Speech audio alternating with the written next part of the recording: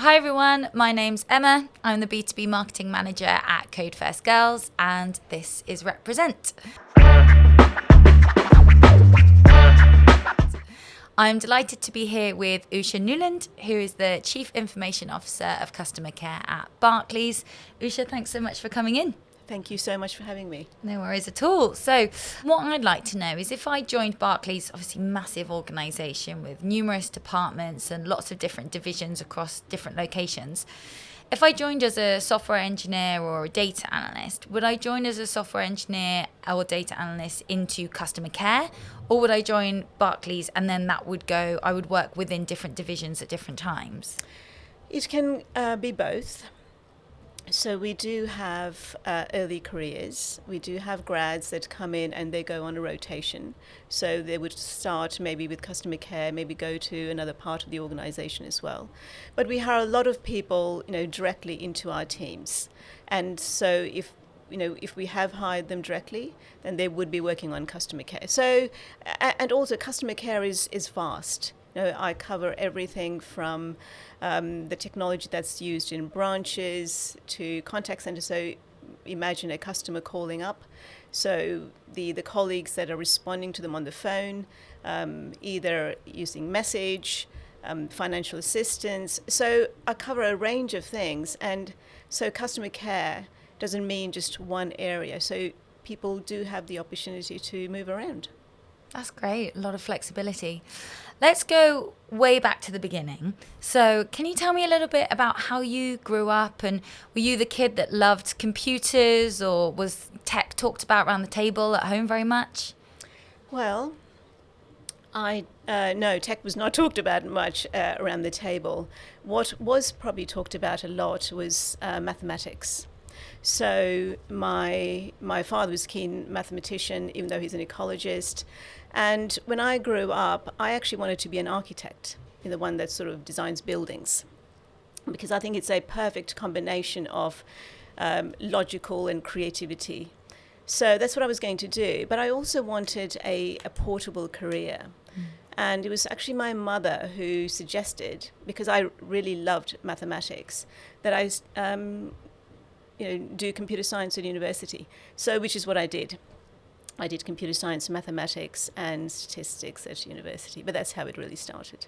And you grew up on a farm in Nepal, you said, and then came over to Australia. So when I was very little, I spent a few years on a farm in Nepal, in the middle of nowhere, in the foothills of the Himalayas. So when I look at those photos, I think, wow, it's incredible. But soon after, I moved to India to live with my grandmother for a couple of years. And from there, we all moved to Australia. So I grew up in Australia for quite a long period of time. But, I did move around. Even in Australia, I moved cities, and we did a stint back in Nepal. So really, I've lived and worked in many different places. Yeah. Very global output from the outset, I imagine. And you mentioned there that you used to want to be an architect because of that element of creativity. And there may be some women who love coding but think, actually, I don't think a career in computing is for me because it's not creative at all. Could you answer that in a way that would make them perhaps believe otherwise? Yeah, so I think, so I've been working for almost 34 years, and almost all of it in financial services. When I talk about creativity, and it spans so many things, doesn't it? From the act of creating a painting or writing or writing a program. So I think financial services, and especially computer science or coding in financial services, can be very, very creative. And what I found is that it really it depends on the domain you go into. So when I first started, for the first 20 years, I worked in the investment bank. And it was incredibly creative in the sense that in many ways, you're actually using your logical reasoning to come up with algorithms for which there would be no set pattern. So you're trying to create a product. And even just analyzing data is creative. and understanding patterns in data is creative. You really do need to understand the problem set that you are investigating, the domain that you're operating in, and what the data tells you. And all of those things, require you to be creative and deep dive into those topics. So I think it's very, very creative. That's a great answer. And you really have had a fantastic career in the financial services. So from RBS to Citibank, Credit Suisse. So what is it about working in tech and finance that has kept you so drawn to it? It is very fast paced. When I started working, certainly in the investment bank, I used to work on the trading floor.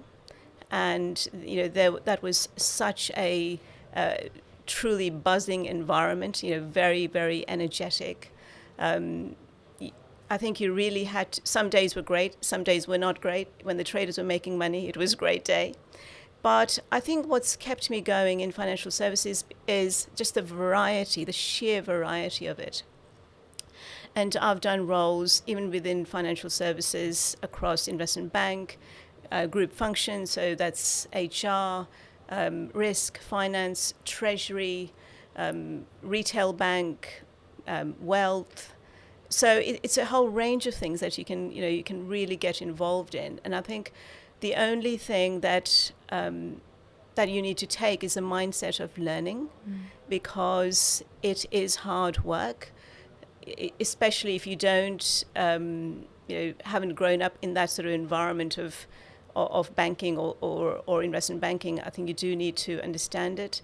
But that's also the beauty of it. It gives you the opportunity to really immerse yourself in new things. And technology is changing all the time. I mean, it's forever changing. You have to learn new languages, new skills. And obviously we are in the age of AI. So it's very fast paced and incredibly rewarding as well. And gives you a mobile career. You're selling it. You're definitely selling it. So you've touched on creativity, curiosity as well. And then, growing up, going to lots of different schools certainly gives you the confidence perhaps to put yourself forward into different situations. But what of your other personal attributes do you think have also led into you becoming a tech leader? So I think the ability to go into a situation not knowing anything about it is important. And the reason I say it's important is because if you put yourself in a situation and you're scared by it, which is only natural, I guess the ability to not be scared by it is a good thing. And as a tech leader, and if you move around within an organization or in other organizations as well, you're always going to come across, different types of people, different cultures. And so understanding what makes people tick is really important. A versatility of speech and versatility Exactly. of approach is incredibly important when you're a leader of any kind, but I can imagine in technology in particular. It is, and ultimately, it's a people business. At the end of the day, there are people, and as you become a leader, I think what you realize is that you're not good at everything, and you need to be comfortable with that. Need to be comfortable with thinking that you're going to have teams of people who are much better at certain things than you're ever going to be. You need to be able to take the skills of different people and create teams that actually work really well together. But the other thing, I think you talked about, what are the personal attributes. It's really important to be true to yourself. It's really important to know what you stand for. And what's really helped me, I think, is I'm very organized. I love a challenge. I love getting into the deep end. And I love learning. So all of those things have helped. And I like working with people. Great. I don't know if you remember learning to code, but it's a very humbling experience. There's nothing that makes you feel more stupid, I think, than learning to code for the first time, because it really does bend your brain sometimes in ways that it doesn't naturally go. Do you think that ability to walk into a room and know that you're not expected to know everything, and your happiness to put your hands up if you don't know everything, do you think that's helped you with getting over that intimidation? So that's something I've learned, and I think that's what most people learn over the years as well. Hopefully, it is scary. So being the one who supposedly doesn't know something and putting your hands up is actually scary. But that's one of the pieces of advice I would give to anybody, and something that's always stayed with me is that you may think you don't know something and everybody else does, which is actually not true. And over the years, what I've found is that there are so many other people, when I ask them, do you know this? Actually, I don't know either. But they would not have put their hands up or say, I don't know, and ask the question. So, yeah, absolutely.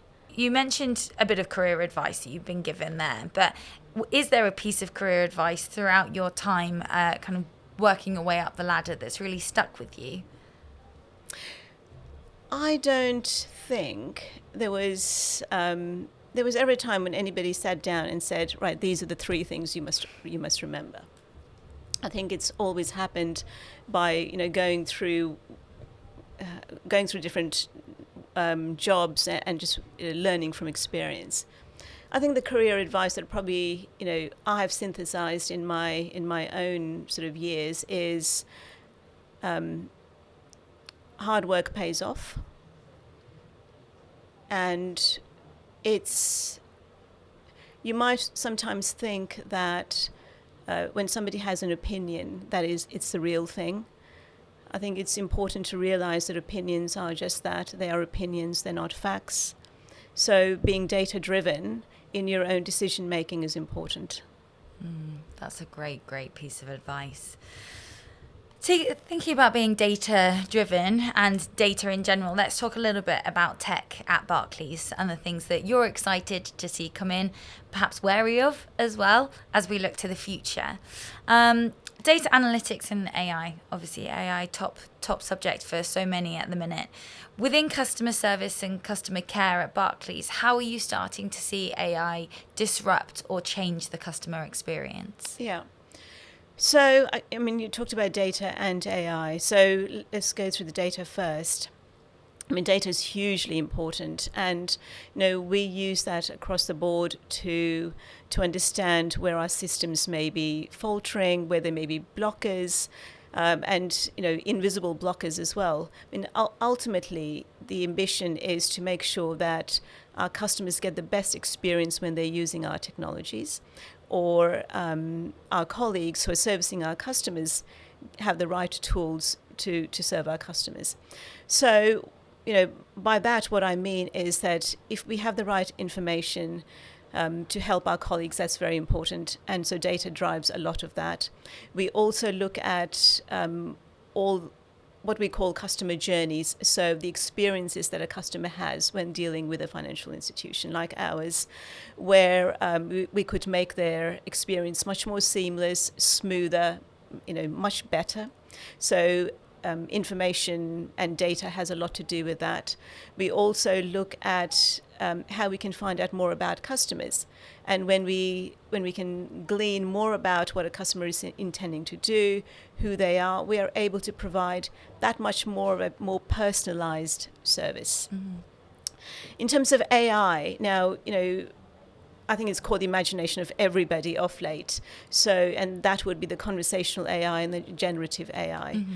But AI is already being used, and sort of looking at patterns in data is AI. Mm-hmm. So we already do some of that. But in terms of being wary, I would say that this is a technology that is obviously going to disrupt financial services, and maybe multitudes of other sectors as well. But we are very excited by it. We're looking at and trying to understand all the potential of it. We do recognize there is huge potential, But, we are dealing with people's finances ultimately. And, banking is a heavily regulated industry, rightly so, for that reason. So, whatever we do, we are actually very proactively and actively looking at how we can use AI, what the impact of AI is going to be in customer service. And, however we do end up using it, it will be with care, responsibility, and diligence, because that's very, very important. And, careful consideration and being very mindful of how we use it. Absolutely. And, when we're talking about customer data there, people don't get more concerned about data sharing than when it comes to their money, right? It's the absolute final thing that you would like to give somebody if they were, they had a gun to your head. You absolutely don't want to give your banking PIN away. So how are you protecting customer data, going forward into a world where hacking is becoming so much more of a cybercrime? Yeah. So cybersecurity is massively important, for us. We spend a lot of time and effort making sure our systems are safe, they're secure. It's actually one of the key jobs of being a CIO, in fact. So for myself and for my peers and across the bank. For us, it's it's a very, I would say, multifaceted way of making sure that we're always on as well. And cyber is anything that connects to computers, our network, the internet, all of that. And it's no longer just our tablets and phones and computers. It's smart ATM, smart homes, for instance, and all devices that we have in the house. They all are interrelated and connected. What we do to make sure is that our colleagues understand the focus of it. So with this regular training for our colleagues, and also on our website we have do's and don'ts for our customers. How they can keep themselves safe, because that's very important as well. And it's a forever changing landscape, and we know that continuous education is important. And we also work with industry peers, making sure that we learn from what they have, any learnings that they have got. But also fraudsters are increasingly smart these days as well. So, phishing, smishing, scams, all of those things are prevalent. And that's why, industries working together is important. So we do all of those things. We also look at geopolitical landscapes, economic landscapes, just to make sure that we have all the information available to make sure that customers are not vulnerable. What is smishing? That, yeah, so did I say that right? Smishing? Yes. So that is actually fraudsters using text messages to send links to anybody, saying press this link, and then from that they are actually getting your information. So like phishing, but with SMS. That's terrifying. And is my data more secure if I have a banking app on my phone or if I don't, or does it make zero difference? Well, our banking app has the highest level of authentication. So, it is, but the underlying data, the app is a way of you to get hold of the services that you need. The underlying data obviously sits in the background, and so it doesn't matter if you have the app or not. The data is still on our systems, and those are the ones that we spend a lot of time making sure that they are fully secure. Safe and secure. Yeah. Got it. I think I can sleep okay at night knowing that I've got the Barclays app on my phone. So when we're thinking about the customer relationship between customer and Barclays, if I think about the way that my grandma banked in comparison to how I bank, it used to be local branches. It was all done face to face. There weren't even such a thing as an ATM in the wall. We then went over to ATMs, and now everything is done online, to the fact where we basically live in a cashless society.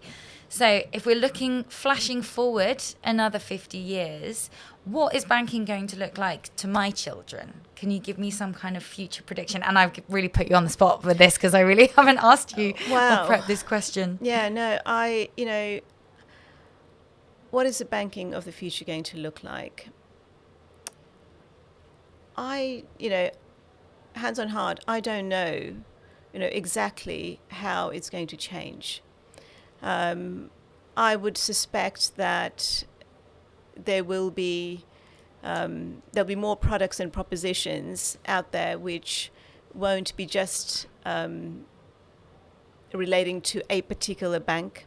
There may be, you may be able to do banking not just with your app, but super apps, for instance.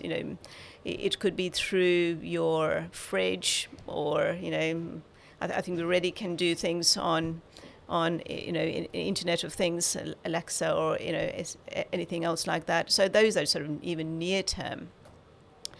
Really, how banking is going to change in the future, I can't predict it. What I can say is that technology is accelerating in such a fast way, and with generative AI in the whole space, I think that's going to probably help a lot in terms of the advice customers get, the products that they can avail themselves with, how self-sufficient they can be.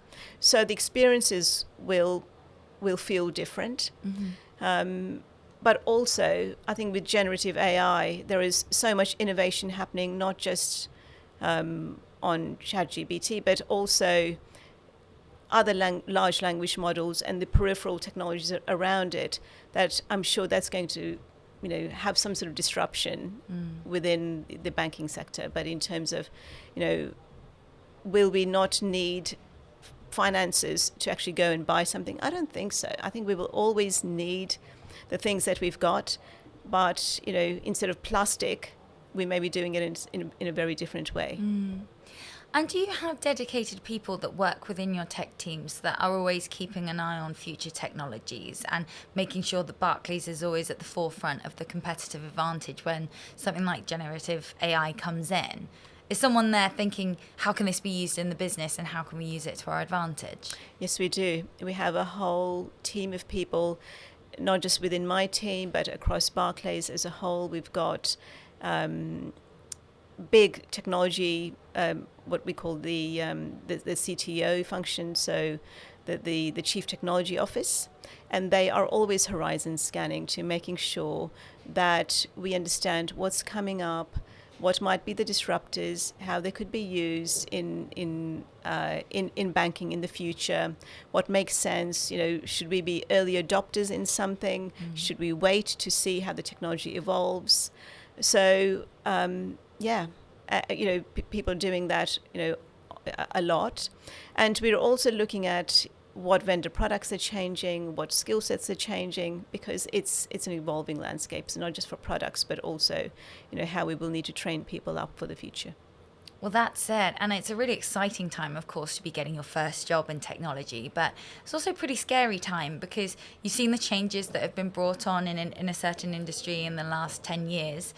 How can our community, they're doing a great job, obviously, doing Code First Girls courses to continue to upskill, but how else can they continue to be on top of their game with the industry and skills that are rapidly changing? Yeah. So I think learning to code is important.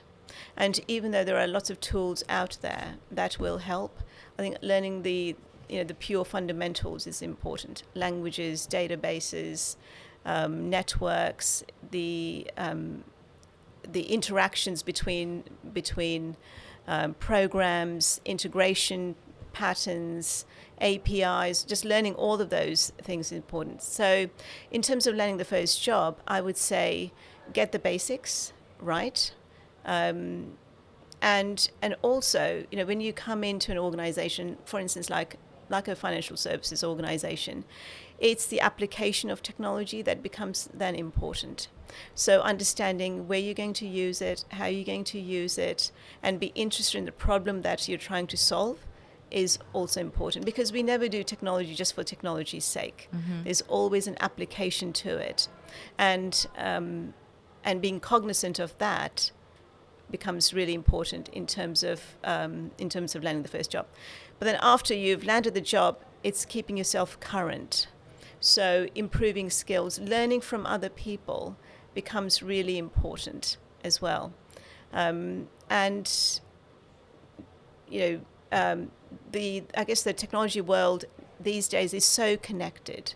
If you're interested, you can go and contribute to code in the open source world, for instance. You can read about things. You can experiment by downloading software onto your own home computer and practicing and doing proof of concepts. So there's so many things you can do, and so just being interested in the technology and carrying that through is really, really going to set people, I guess, apart from those who don't.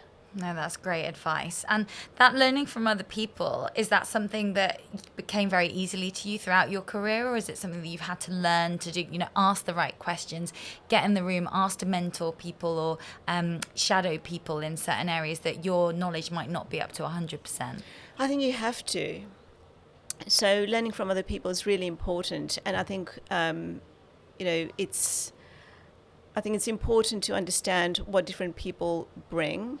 And, as I said earlier, understanding what you don't have and learning from those experiences of other people.